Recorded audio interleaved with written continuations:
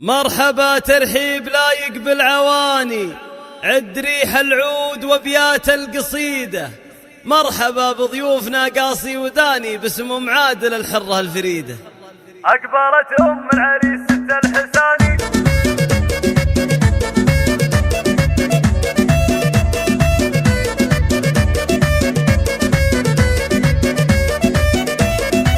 أقبلت أم العريس ست الحساني، والفرح بحضورها قد هالعيدة. أم عادل بتراحيب الزماني رددت لضيوفها الحان جديدة. عم بلي نورها عم المكاني، الأصيلة رمز الأوصاف الحميدة. أم عادل ما لها بالطيب ثاني، في فرحها نعزف الشعر ونعيده. بنت أبوها اللي حوى طيب المعاني، ذا حمود العز ساكن في وريده. مدها للضيفان طيب وامتناني، بالمكارم والفخر عالي رصيده.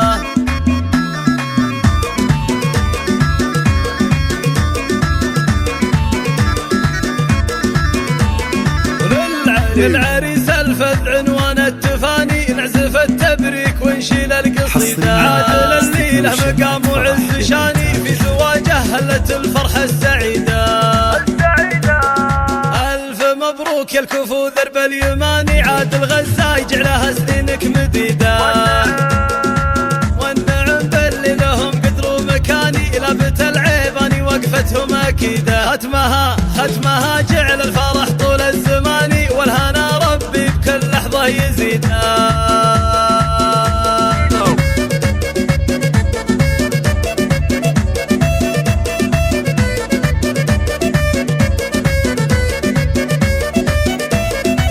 أقبلت أم العريس ست الحساني، والفرح بحضورها قد هالعيدة. أم عادل بتراحيب الزماني، رددت لضيوفها الحان جديدة. عم بلي نورها عم المكاني، الأصيلة رمز الأوصاف الحميدة. أم عادل ما لها بالطيب ثاني، في فرحها نعزف الشعر ونعيده. بنت أبوها اللي حوى طيب المعاني، ذا حمود العز ساكن في وريده. مدها للضيفان طيب وامتناني، بالمكارم والفخر عالي رصيده.